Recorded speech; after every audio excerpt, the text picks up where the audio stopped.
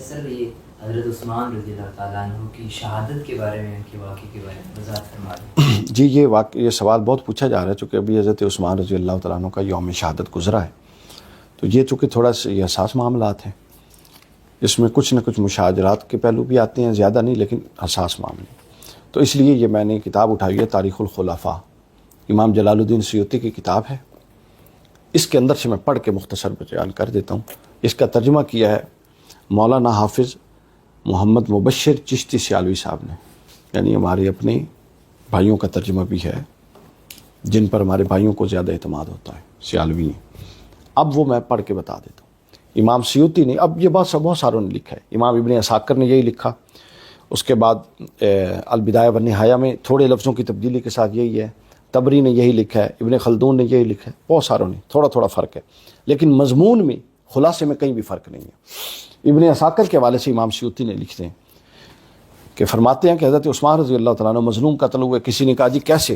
تو انہوں نے بتایا کہ حضرت عثمان جب خلیفہ ہوئے تو صحابہ میں سے ایک جماعت نے آپ کی خلافت کو مکروہ سمجھا، کیونکہ حضرت عثمان اپنی قوم کو دوست رکھتے تھے۔ میں لفظ بلفظ پڑھ رہا ہوں تاکہ اگر ترجمے سے اختلاف ہے تو مولانا صاحب سے رجوع کریں، اور اگر متن سے اختلاف ہے تو امام سیوطی سے رجوع کریں، ٹھیک ہے نا؟ میں صرف پڑھ رہا ہوں۔ اچھا، اپنی قوم کو دوست رکھتے تھے اور آپ نے 12 سال تک خلافت کی، اور اس میں اکثر بنو امیہ کو ہی حاکم مقرر کرتے تھے، جو کہ حضرت صلی اللہ علیہ وسلم کی صحبت سے فیض یاب نہ تھے، اور جب ان سے کوئی ایسا کام سرزد ہو جاتا جسے حضرت صلی اللہ علیہ وسلم کے صحابہ ناپسند کرتے تو آپ صحابہ کو رضامند کر لیتے اور اس امیر کو معزول نہ کرتے۔ جب آپ اپنی خلافت کے پچھلے 6 سالوں میں اپنے چچا زاد بھائیوں کو حاکم بنانے لگے اور ساتھ ہی ان کو خدا تعالیٰ سے ڈرنے کا حکم بھی دینے لگے،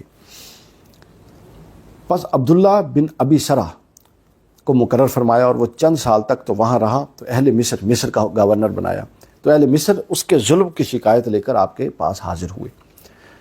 اس سے پہلے حضرت عبداللہ بن مسعود، حضرت ابو ذر، حضرت عمار بن یاسر اور حضرت عثمان کے درمیان کچھ رنجش ہو چکی تھی۔ ان چاروں خلفاء کے حضرت عثمان کے درمیان بعض امور خلافت پر رنجش چل رہی تھی، اس لیے بنو حذیل اور بنو زہرہ ابن مسعود کے باعث اور بنو غفار اور ان کے ہم نوا حضرت ابو ذر کے وجہ سے اور بنو مخزوم عمار بن یاسر کی وجہ سے حضرت عثمان سے کشیدہ خاطر تھے، ناراض تھے۔ ایسے حالات میں اہل مصر، اب یہ ایک ماحول ہے یہاں پر، یہ مدینہ کا ماحول ہے، ایسے حالات میں اہل مصر ابن سرح کی شکایت لے کر پہنچ گئے، اب باہر سے بھی لوگ آ گئے، تو آپ نے ابن سرح کی طرف خط لکھا جس میں اس کو ڈرایا دھمکایا، اصلاح کے لیے فرمایا، لیکن ابن سرح نے ان باتوں کو تسلیم کرنے سے انکار کر دیا جن سے حضرت عثمان رضی اللہ تعالیٰ عنہ نے منع فرمایا تھا، اور جو لوگ حضرت عثمان کے پاس آئے تھے ان کو مارا اور قتل کر دیا۔ جو حضرت عثمان کی طرف سے وہاں گئے تھے خلیفۃ المسلمین کی طرف سے نصیحت کا پیغام لے کے ان کو قتل کر دیا۔ اس پر اہل مصر سے 700 آدمی مدینہ آئے، آگے آئے گی، یہ وہی 700 تھے جن کو اب ہم بلوائی کہتے ہیں نا، اور حضرت عثمان کے گھر کا محاصرہ کرنے میں جو تھے، یہ ان میں سے یہ بھی لوگ تھے، مدینہ آئے اور ابن سرح کے ظلم کی تمام شکایت صحابہ کو بتائی۔ پس طلحہ بن عبید اللہ کھڑے ہوئے اور اس معاملے میں حضرت عثمان سے سخت ناروا گفتگو کرنے لگے، یعنی ان کی شکایت یہ تھی کہ آپ ایکشن کیوں نہیں لے رہے۔ حضرت عائشہ رضی اللہ تعالیٰ عنہ سے حضرت سیدہ عائشہ رضی اللہ تعالیٰ عنہ نے سختی سے کہلا بھیجا، انہوں نے بھی پیغام بھجوایا کہ ایکشن۔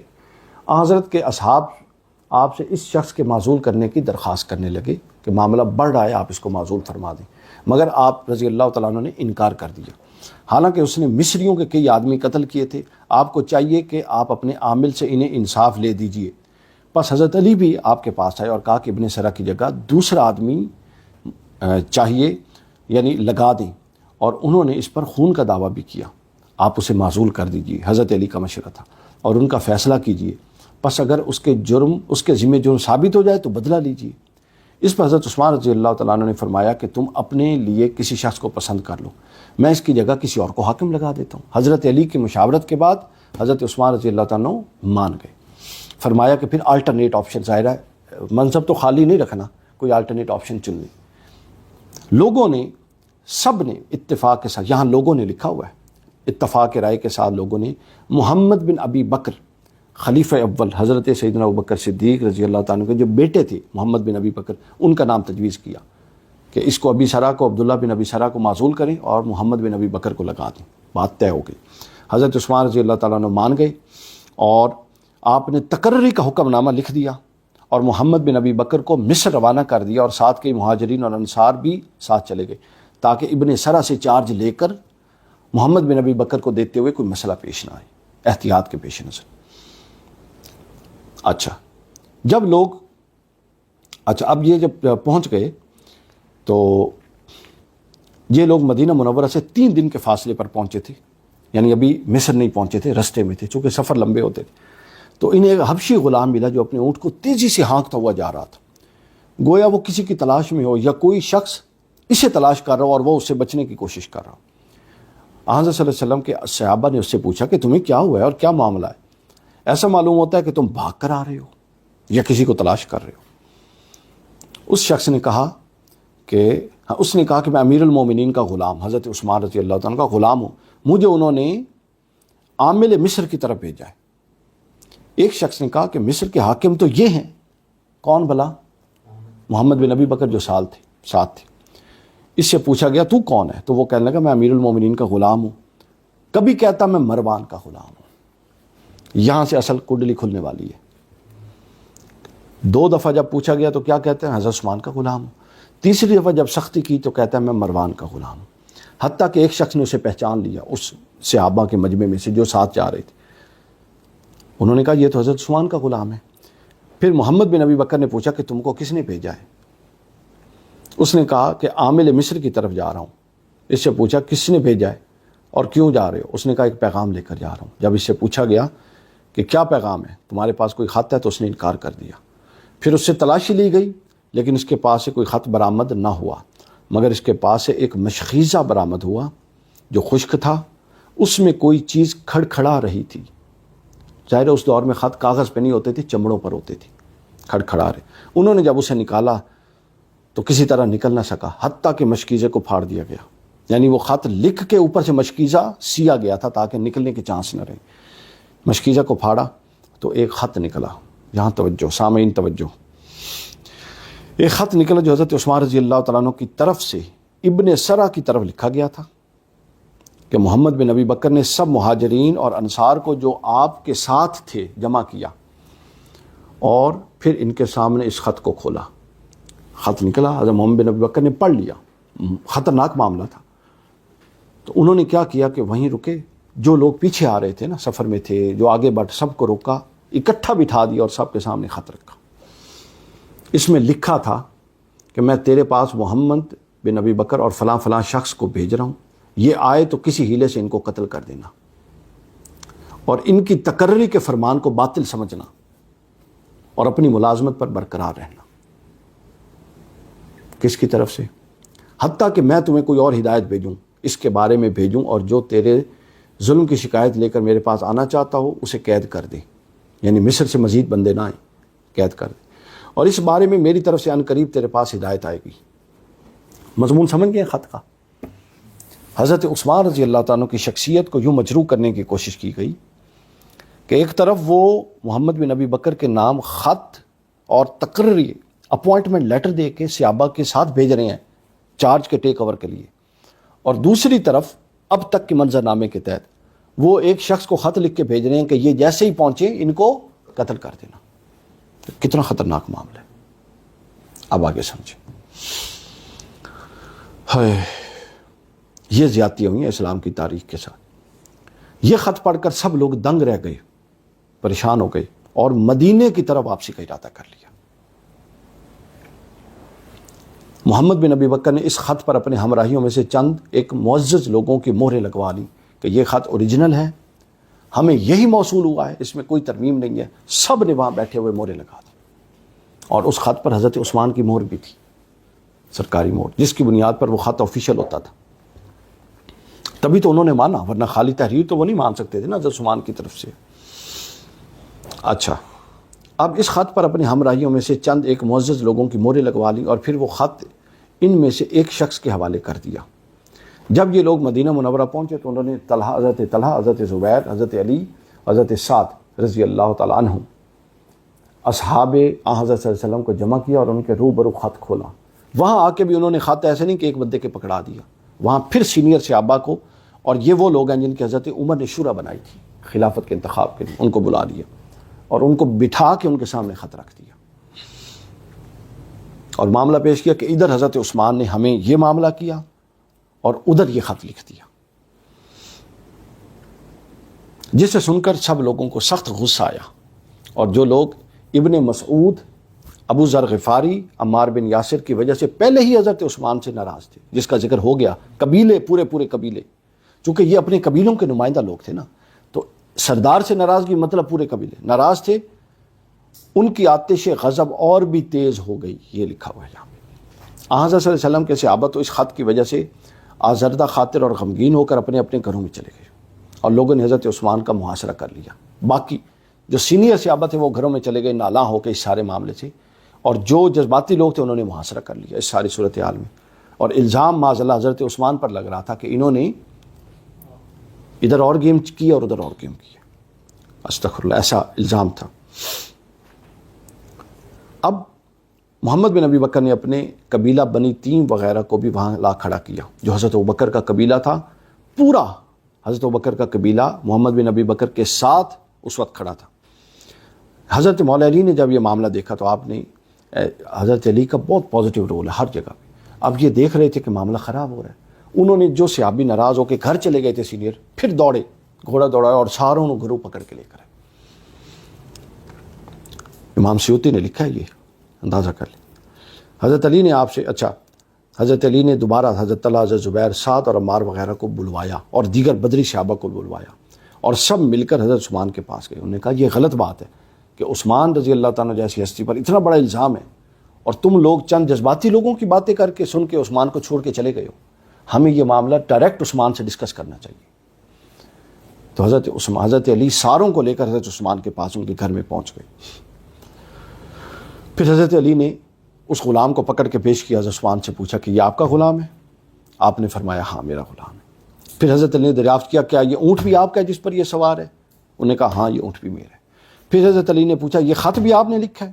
حضرت عثمان رضی اللہ تعالیٰ نے اللہ کی قسم اٹھا کر کہا کہ نہ ہی میں اس کا لکھنے والا, نہ مجھے علم کہ یہ کہاں لکھا گیا. نہ ہی میں اس کا لکھنے والا اور نہ آپ کو اس ایک واقعہ میں پتہ کیوں سنا رہا ہوں پڑھ کے, آپ کو پتہ ہو کہ کیا کیا سازشیں ہوئی ہیں اسلام کی تاریخ میں, اور چند لوگوں نے اپنے غرض کے لیے کیسا امت کی تباہی رچائی ہے. اور یہ کریڈٹ بنو امیہ کو جاتا اور کسی کو نہیں. اتنا بڑا کریڈٹ اور کوئی لے بھی تو نہیں سکتا, ڈیزرو بھی کوئی نہیں کرتا. اچھا حضرت سیدنا عثمان غنی رضی اللہ تعالیٰ نے قسم, بنو امیہ میں سے اختصاص ہے, حضرت عثمان بنو امیہ میں سے ہیں, لیکن ان صاف آدمی اس طرح کے کسی معاملے کے ساتھ عثمان کا کوئی تعلق نہیں. ابھی وہ دیکھ لیں, وہ قسم اٹھا رہے ہیں. تو پھر حضرت علی نے کہا کہ یہ خط آپ نے لکھا. آپ نے قسم اٹھا کر کہا نہ مجھے علم یہ کس نے لکھا اور نہ مجھے علم کہ یہ کہاں لکھا گیا. حضرت علی نے پھر اگلا سوال کیا اگر آپ نے نہیں لکھا تو یہ مہر آپ کی کہاں کیسے لگ گئی؟ مہر تو اب حضرت علی کی آپ انکوائری دیکھیں کیا سوال ہے, کتنے لاجیکل سوال ہیں اور کتنے کنیکٹڈ سوال ہیں. غلام, اونٹ, عبارت اور اس کے بعد مہر, یعنی آخری بات پہلے نہیں کی. اچھا جی مہر کیسے لگ گئی؟ آپ نے فرمایا ہاں مہر میری ہے. حضرت عثمان مان گئے کہ مہر تو میری ہے. علی ٹھیک کہہ رہے ہو. حضرت علی نے کہا یہ کیسے ہو سکتا ہے کہ غلام آپ کا, اونٹ آپ کا, خط آپ کا, اونٹ آپ کا, مہر آپ کی, لیکن خط آپ کا نہیں ہے اور آپ کو خبر بھی نہیں ہے. یہ امام سیوطی کے لفظ پڑھ رہا ہوں. حضرت عثمان نے قسم اٹھا کر کہا نہ میں نے خط لکھا, نہ اس کے لکھنے کا حکم دیا, اور نہ ہی میں نے اس غلام کو مصر روانہ کیا. مجھے تو علم ہی نہیں ہے کیسے روانہ ہوا. یہ معاملہ بنا. اس کے بعد حضرت علی اور سینئر صحابہ نے تو حضرت عثمان کی ظاہر شخصیت کا احترام کیا, لیکن جو اس سے جذباتی, جن پر جذبات غالب تھے وہ احترام نہ کر سکے. انہوں نے اس پورے معاملے کے بعد گھر کا گھراؤ کر دیا, اور اس کے بعد وہ معاملہ پیش آیا جس کو شہادت عثمان کہتے ہیں. 40 دن تک گھراؤ رہا, معاملہ سنبھل نہ سکے. اور یہ بغیرت آدمی مروان, جس کی وجہ سے یہ معاملہ ہوا, یہ وہاں بیٹھا ہوا تھا, اپنے آپ کو بچا لیا اس نے. اب آگے سن لیں. بعد ازاں پہچانا گیا. اب حضرت علی کرم اللہ وجہ الکریم کا دیکھیں کتنا مثبت کردار ہے, کتنا مثبت. حضرت علی کو حضرت عثمان کی بات پر یقین تھا کہ عثمان جھوٹ نہیں بول سکتا.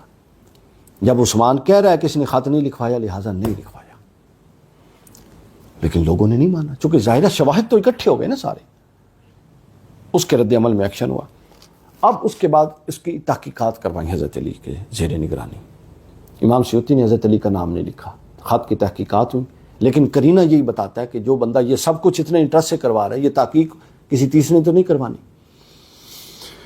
تو پتہ چلا، پہچانا گیا، چونکہ اس دور میں بھی وہ ماہرین ہوتے تھے جو آپ کی عبارت سے پہچان لیتے تھے کہ یہ عبارت کس کی ہے. بندے کو بلواتے تھے، ساتھ اس سے کہتے تھے چند حروف وہ لکھو، اور اس کی شکل سے وہ پہچان لیتے تھے. وہ اگرچہ کہ بدل کے بھی دوبارہ لکھے لیکن اس کی شیپ کو پہچان لیتے. جب یہ تحقیق کروائی گئی تو وہ خط پر عبارت مروان بن حکم کی ثابت ہو گئی. یہ امام سیوطی نے لکھا ہے. یہ آپ نے اس سے پہلے واقعہ پورا سنا ہوا ہے؟ دیکھ لیں کتنا اہم واقعہ ہے. عبارت کس کی ثابت ہو گئی؟ مروان بن حکم کی. حضرت عثمان کے بارے لوگوں کو شک ہوا تو انہوں نے حضرت عثمان سے کہا کہ مروان کو ہمارے حوالے کر دیجیے. جب یہ بات یہاں تک پہنچ گئی تو انہوں نے کہا اب ہمارے حوالے کریں، آپ بری ذمہ، اب ہم اس سے پکڑتے ہیں. مگر آپ نے مروان کو حوالے کرنے سے انکار کر دیا. مروان آگے بریکٹ میں لکھا ہوا ہے، سیالوی صاحب نے لکھا، میں پڑھ رہا ہوں، بریکٹ میں لکھا ہے مروان اس وقت آپ کے گھر میں موجود تھا، حضرت عثمان رضی اللہ تعالیٰ. تو حضرت کے اصحاب وہاں سے ناراض آزردہ ہو کر نکلے اور حضرت عثمان کے بارے میں انہوں نے شک کیا کہ اگر یہ اپنی ساری بات میں درست ہیں اور ثابت بھی ہو گیا ہے مروان کی غلطی ہے تو مروان کو حوالے کر دینا چاہیے. کوئی چھوٹا موٹا معاملہ تو ہے نہیں، خلافت کا معاملہ ہے اور خلیفہ راشد پر اعتراض ہو رہا ہے.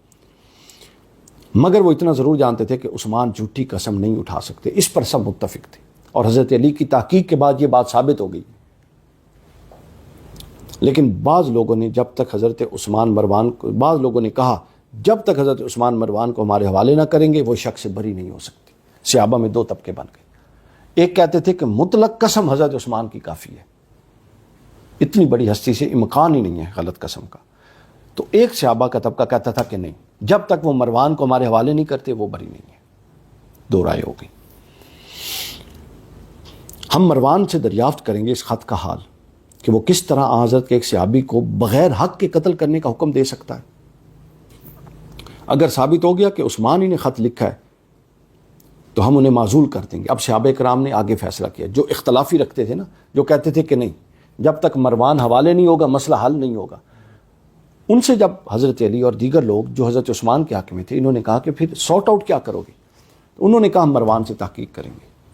اگر اس میں حضرت عثمان کا قصور نکلتا ہے تو حضرت عثمان کے لیے یہ کریں گے کہ معزول کر دیں گے اور نئے خلیفے کا انتخاب کر لیں گے.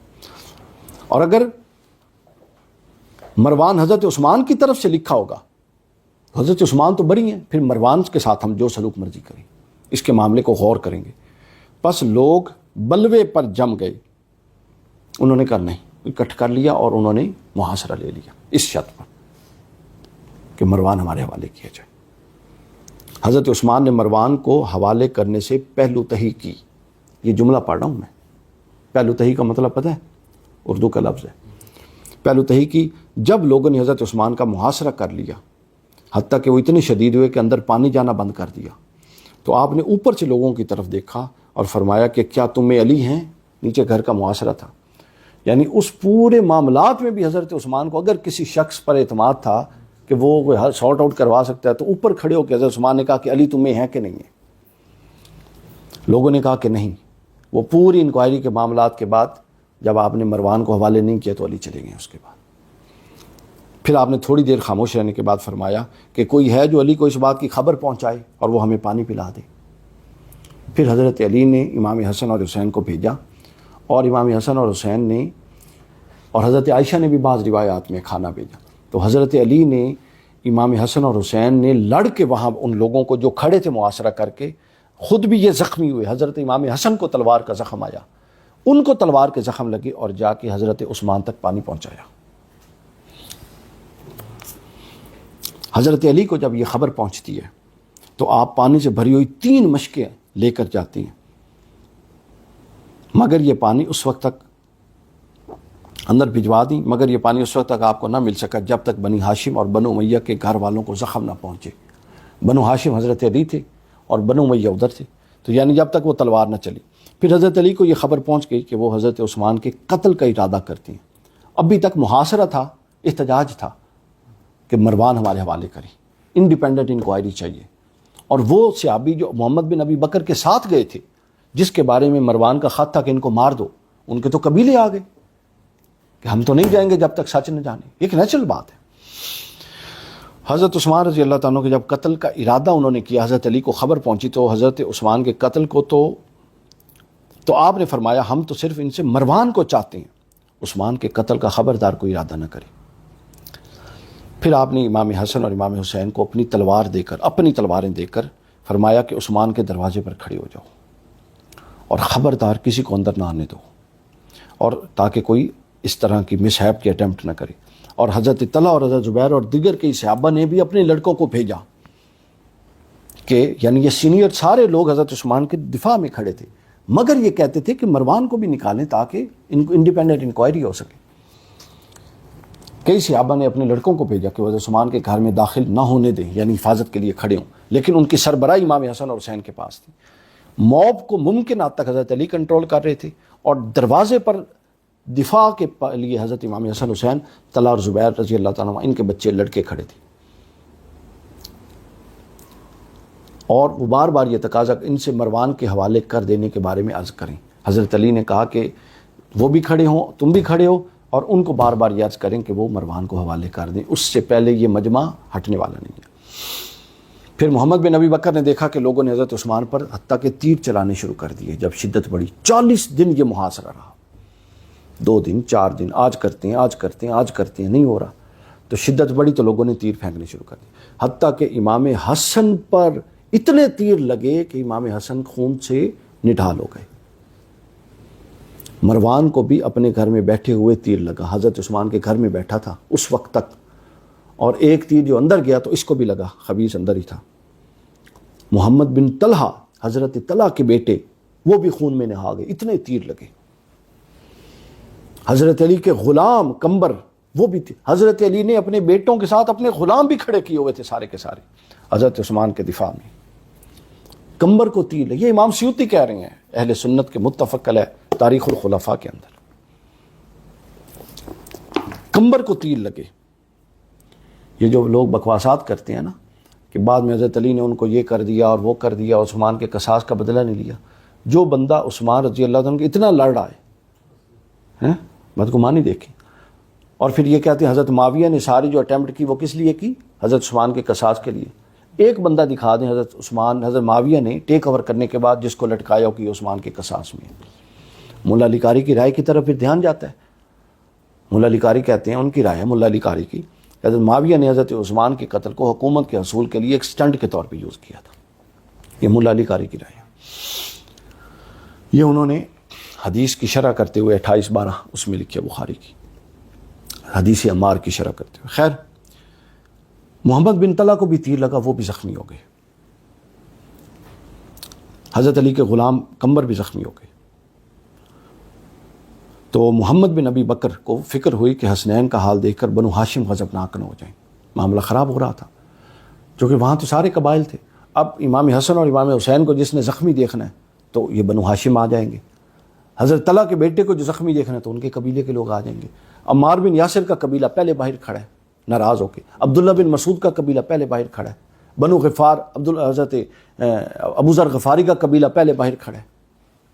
تو حضرت محمد بن ابی بکر نے دیکھا کہ حسنین کا حال دیکھ کر کہیں بنو ہاشم غضبناک نہ ہو جائے اور ایک اور نیا فتنہ نہ کھڑا ہو جائے۔ انہوں نے 2 شخصوں کا ہاتھ پکڑا اور کہا کہ اگر بنو ہاشم نے آ کر حضرت عثمان کے چہرے پر خون دیکھ لیا تو لوگوں کو آ کر عثمان سے ہٹا دیں گے اور ہمارا ارادہ باطل ہو جائے گا۔ یعنی محمد بن ابی بکر جن پر کچھ لوگ الزام لگاتے ہیں، حالانکہ وہ اندر گئے تھے اس نیت سے لیکن باہر آ گئے تھے، آگے آ جائے گی وہ کہتے ہیں کہ اگر علی نے عثمان کے چہرے پر خون دیکھ لیا تو وہ ہمیں نہیں چھوڑے گا اور پوری بنو تیم کو اڑا کے رکھ دے گا۔ تو لہٰذا اس سے پہلے کہ معاملہ بڑھے، حسن اور حسین زخمی ہو گئے ہیں، انہوں نے لوگوں کا ہاتھ پکڑا اور 2 لوگوں کا اور پکڑا اور دیوار پھیلا کے اندر چلے گئے، پوشیدہ طور پہ حضرت عثمان پر وار کر۔ جب اندر گئے حضرت عثمان رضی اللہ تعالیٰ عنہ اندر موجود تھے، تو حضرت عثمان کے ساتھ یہ پروگرام بنا کر محمد بن ابی بکر اور ان کے 2 ساتھی اندر چلے گئے. حضرت عثمان تک جا پہنچے اور ان کو بھی ان کے پہنچنے کی خبر نہ ہوئی، کیونکہ حضرت عثمان کے ساتھ کہ سب لوگ چھت پر تھے اور نیچے صرف آپ اور آپ کی بیوی حضرت نائلہ تھیں. محمد بن ابی بکر نے دونوں ساتھیوں کو کہا تم یہاں ٹھہرو، کیونکہ آپ کے پاس آپ کی بیوی ہیں، آپ اندازہ کر لیں. گئے مارنے کے لیے تھے، لیکن انہوں نے کہا اندر زوجہ بیٹھی ہیں. تو محمد بن ابی بکر کا آنا جانا تھا، تعلق داری تھی، تو باقی 2 لوگ باہر کھڑے ہوئے. اندر جا کے انہوں نے بات چیت کی، اجازت آنے دے. بس محمد بن ابی بکر اندر گئے اور حضرت عثمان رضی اللہ تعالیٰ کے ساتھ نامناسب الفاظ میں بات چیت کرنے لگے، سختی کے ساتھ نامناسب الفاظ میں. چونکہ اب آپ دیکھیں نا، بد نیت کوئی بھی نہیں ہے. محمد بن ابی بکر کا ذہن یہ ہے کہ ادھر سے مجھے خط دے کے بھیج رہے ہیں اپوائنٹ کر کے، اور ادھر سے مجھے مروانے کا خط لکھ دیا.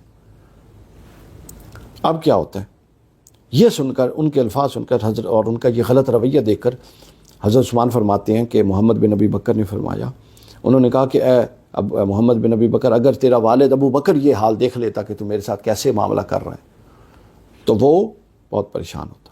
وہ کہتے ہیں کہ محمد بن ابی بکر نے قسم اٹھائی کہ حضرت عثمان کا یہ جملہ چھوڑ کر میں ان دونوں کو چھوڑ کر واپس بھاگ آیا، اور پیچھے حضرت عثمان رضی اللہ تعالیٰ عنہ شہید کر دیے گئے. انا للہ و انا الیہ راجعون.